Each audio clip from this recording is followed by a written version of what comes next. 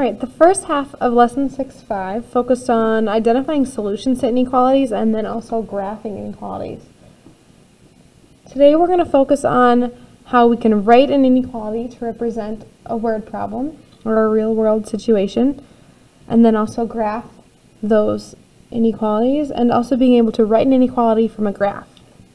So the first problem we'll be working on is writing the inequality and then graphing it for the real world situation. This problem is about interior design. It says that an interior decorator is going to remodel the kitchen. The wall above the stove and the counter is going to be redone as shown. The owners can spend $240 or less.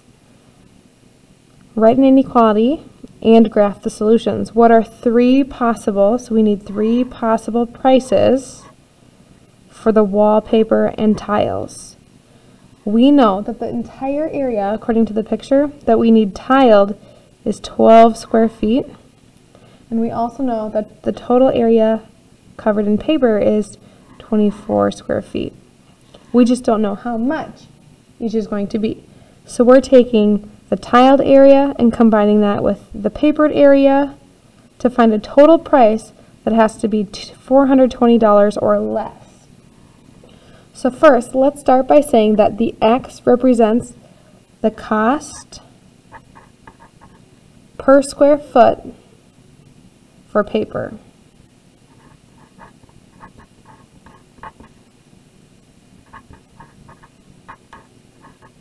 That's the papered area of the wall. And then Y is going to be the cost per square foot for the tiled area. We know that we have 24 square feet that needs to be papered, but we don't know how much. But in the end, to find the total cost, we would multiply those two values. So it's going to be 24x for the total cost to paper this square footage. And we're combining that cost with the cost for the tiled area, which is 12 square feet multiplied by the amount per square foot, so times Y. And we know that that has to be related to $420. Up here it says $420 or less, meaning that $400 would be good, and if this all added up to $400, that would be less than, or it could be exactly $420 or less, so it's going to be or equal to.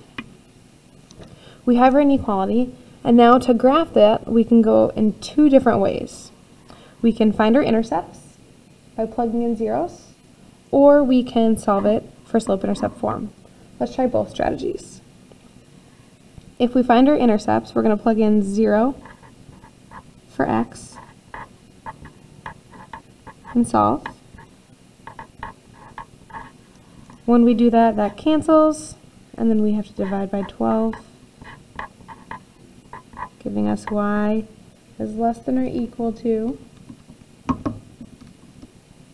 35. So in this case, we know that we're going to have an ordered pair at 0, 35. And then we can do the same thing for the y value. This time it'll be 24x plus 12 times 0, y is 0, which is less than or equal to 420. This time that one cancels, and we have to divide by 24.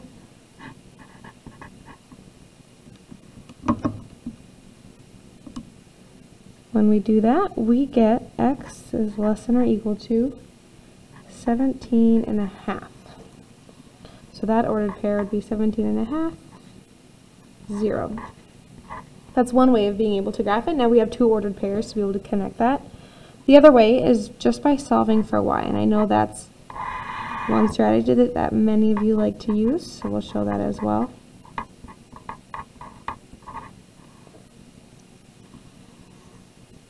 We need to isolate y, so we're going to subtract the 24x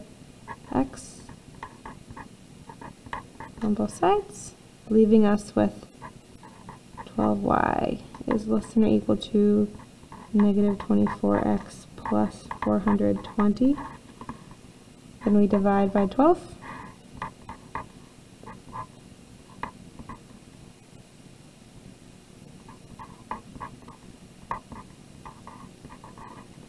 to get our equation.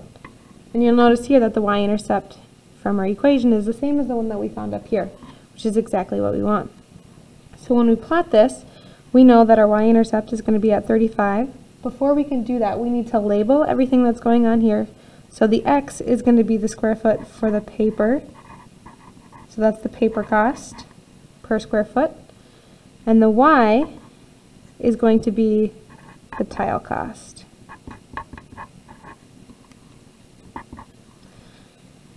I'm going to count by fives.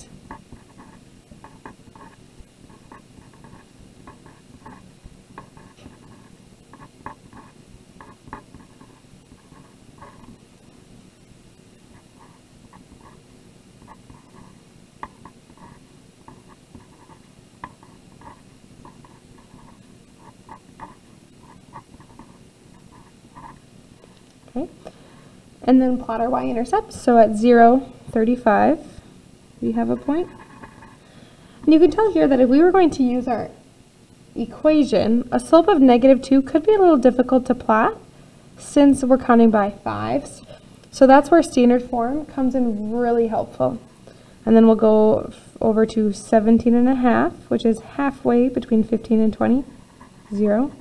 And now we have 2 ordered pairs, which is enough to make our line. We're going to put our ruler right up against them. We also know that we can't have a negative amount of money for this, so it's just going to stay right here in quadrant 1. I made it a solid line because it's less than or equal to in our inequality, so that makes this a solid line. But we're not going to put arrows at the end because we can't have a negative amount of money to pay for tile, and we can't have a negative amount of money per square footage for paper.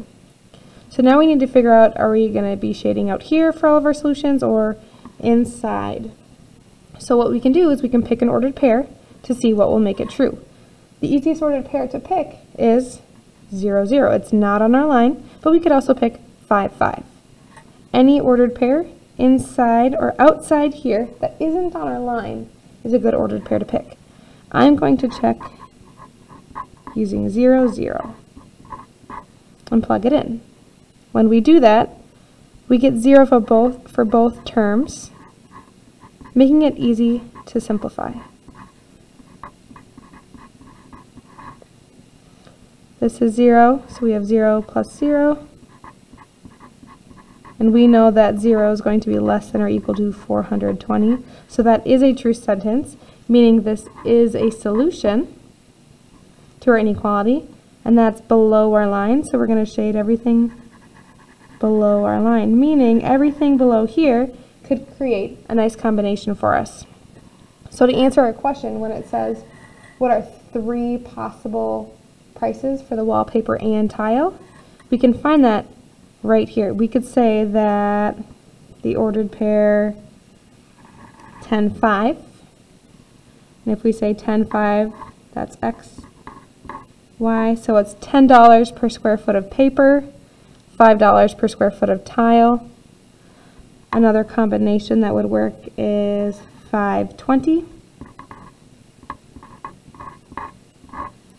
$5 per square foot for paper, and $20 per square foot of tile. And a third option could be right on our line because our line is filled in. So we could say right here and estimate that as best we can. 5.25. $5 for each square foot of paper, $25 for each square foot of tile. So those would be the answer to our question using our graph and our inequality. The next example I have talks about a party where you can spend no more than $12 on nuts in total, talking peanuts and cashews. So if it's no more than $12, that means we want to spend $11, $10. We could spend $12, but we can't spend $14. So we know that it's going to have to be less than $12 or equal to.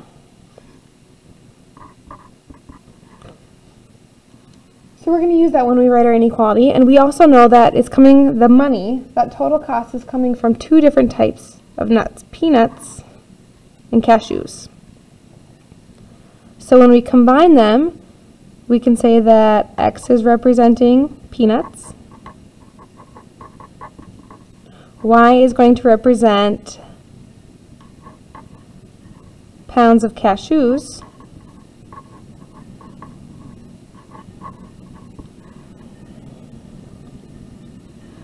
and we're combining them together. We know that peanuts are $2 per pound, so we're going to say $2, 2x, combined with the $4 per pound for cashews, so 4y, and we know that that has to be less than or equal to a total of $12. Again, since this is in standard form, we saw in the last example that finding our intercepts was the easiest way to graph it, so we're going to do that here as well, plugging in 0 to find our y-intercept. That cancels and we divide by 4, giving us y is less than or equal to 3. So we know that we have an ordered pair at 0, 3. And we'll do it again to find the x-intercept.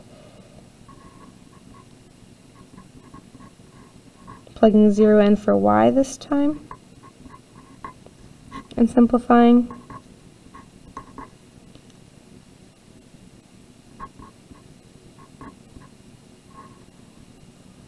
Now we have another ordered pair at 6, 0. And we don't have to get up too far on our graph, so we can just count by ones, but again, we still need to put that scale on there.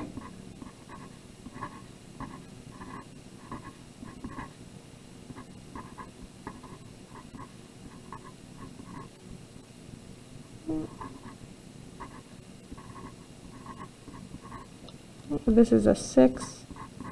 I just wrote that incorrectly the first time. We know that X is pounds of peanuts, so we're going to label that. And Y is pounds of cashews, so we want to label that as well for when we answer our question. We have an ordered pair at 0, 3, so we'll plot that. And we have another ordered pair at 6, 0. We have two ordered pairs, so we can draw our line. Again, we can't have a negative number of pounds of peanuts or cashews, so we're going to stay right here in quadrant 1. We're not going to continue the line or put arrows. And now we need to see where to shade by picking an ordered pair. Again, the easiest ordered pair to pick is 0, 0, but you could pick a different ordered pair on our graph. This time I'm going to check 1, 1. For our shading. So we're going to plug that in. 2 times 1 plus 4 times 1 is less than or equal to 12. It gives us 2 plus 4 is less than or equal to 12, giving us 6. This is a true sentence, so we know that it is a solution. And that's talking about 1, 1. So if 1, 1 is a solution, that means we're going to shade everything underneath the line, but still above those zeros. And to answer our question, what are 3 possible combinations? One combination we could have is right at 1, 1, 1 pound of each, peanuts and cashews. Another combination could be 1, 2, 1 pound of peanuts and 2 pounds of cashews. And the final combination that we could do is even on our line, because it's a solid line of 6, 0, meaning that we have 6 pounds of peanuts and 0 pounds of cashews.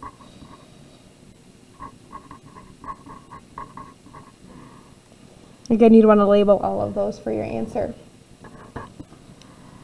The next skill that you have to do is writing inequalities from graphs. This is on page 393 in your book.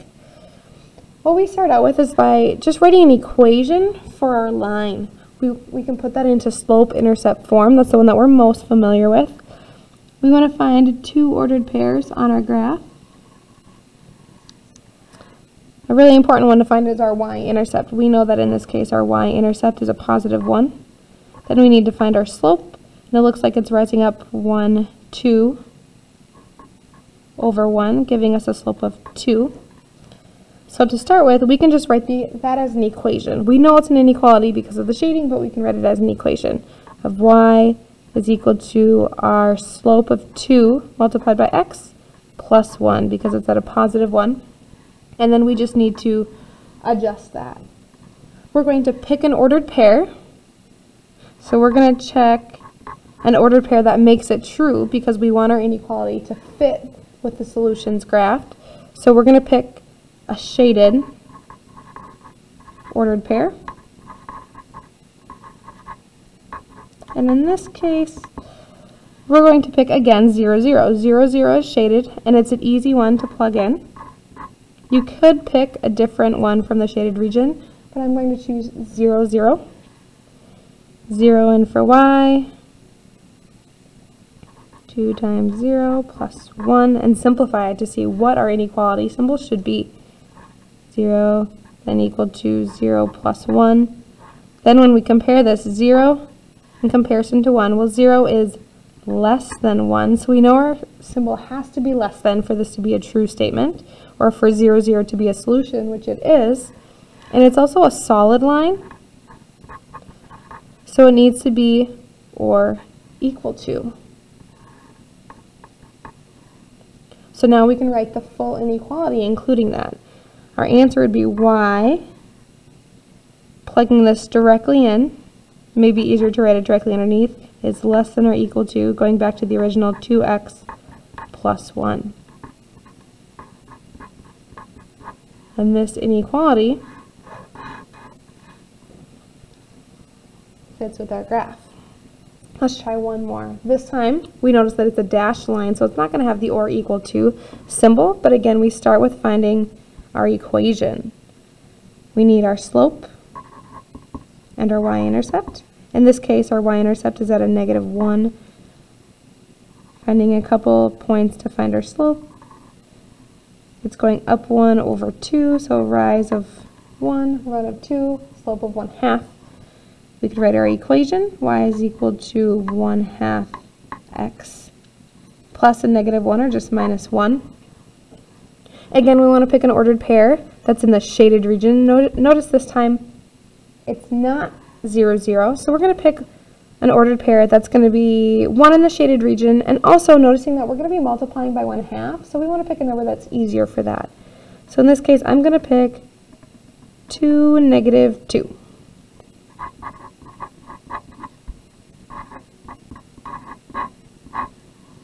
And plug it in. We have -2 for y, 1/2 of a +2 minus 1. And we simplify. Half of 2 is 1 minus 1. Now when we compare -2 in comparison to 0, -2 is less than 0. It's also a dashed line, so we're not going to give it the or equal to symbol. And then we're going to write it directly underneath it with that inequality symbol. Y is less than our slope 1/2 x minus 1.